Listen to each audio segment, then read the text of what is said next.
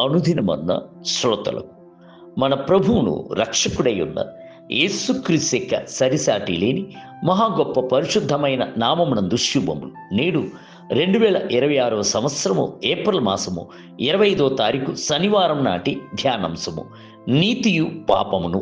సాంఖ్యగ్రంథము 14వ అధ్యాయము 34వ వచనమందు నీతి జనమును ఘనతకెక్కుటకు కారణము, పాపమైతే ఎట్టి జనమునకైనను అవమానమును తెచ్చును. ప్రభు ఒకవైపున నీతి కొరకు పిలుచుచున్నాడు, మరోవైపున సాతాను పాపమునకు పిలుచుచున్నాడు.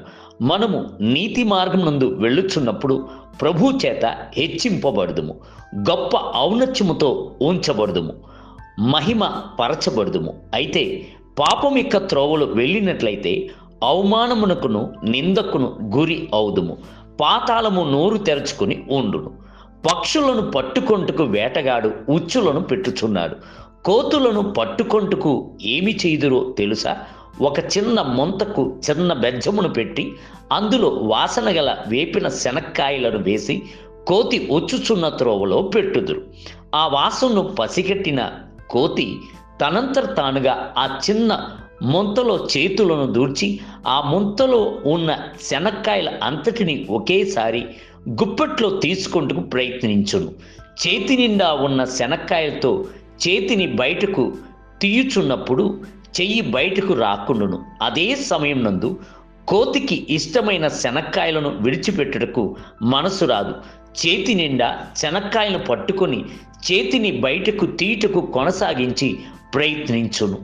అప్పుడు కోతికై ఉచ్చున పెట్టిన వారు కర్రను తీసుకుని పరిగెత్తుకుని వచ్చేదురు.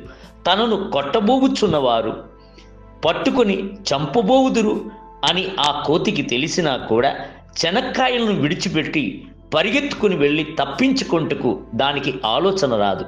మొంతతో పాటు పరిగెత్తాను లేదు, చివరికి పట్టుబడును. నేడు మనుషులు కూడాను అలాగనే పాపపు అలవాట్లను హత్తుకొని గట్టిగా పట్టుకొని ఉన్నారు. విడిచిపెట్టుటకు మనసు లేదు. మొదట ఓ చిన్నిపాటి సిగరెటేగా అని స్నేహితులతో కలిసి కాస్త తాగితే ఏమి అనియు, ఒక్కరోజు మాత్రమే కాస్త గంజా పొగ తాగితే ఏమి అనియు వాటికి అలవాటు పడినట్లయితే చివరకు అట్టి పాపపు కార్యములకు బానిసలవుటకు సంభవించుచున్నది. వ్యభిచారపు జారత్వపు ఆత్మలు ఒకని బానిసగా చేసి పాతాళము తట్టునకు ఈడ్చుకుని వెళ్ళుచున్నది. బైబిల్ గ్రంథము సెలవిచ్చుచున్నది, మీ పాపము మిమ్మును వెంబడించి పట్టుకును అని నిశ్చయముగా తెలుసుకోండి. సంఖ్యాకాండము 32వ అధ్యాయము 23వ వచనము. అపోస్తలుడైన పౌలు రాయిచున్నాడు, కొందరి పాపములు తేటగా బయలుపడి న్యాయ తీర్పునకు ముందుగా నడుచుచున్నది, మరికొందరి పాపములు వారిని వెంబడించి వెళ్ళుచున్నది. తిమోతికి రాసిన మొదటి పత్రిక 5వ అధ్యాయము 24వ వచనము. కొన్ని కుటుంబాలలో భర్తయు భార్యయు తమ యొక్క స్వనీతినే పట్టుకొని తమలో పట్టు విడుపు ఇచ్చు మనస్తత్వము లేక కోతి పట్టువలే సాధించుటకు తలంచుడ్చే కుటుంబ సమాధానమునే కోల్పోవుచున్నారు, ఐక్యమత్యమును కోల్పోవుచున్నారు. ఇలాగను విడిపోయి చీలిపోయిన కుటుంబాలు కోకొల్లలు.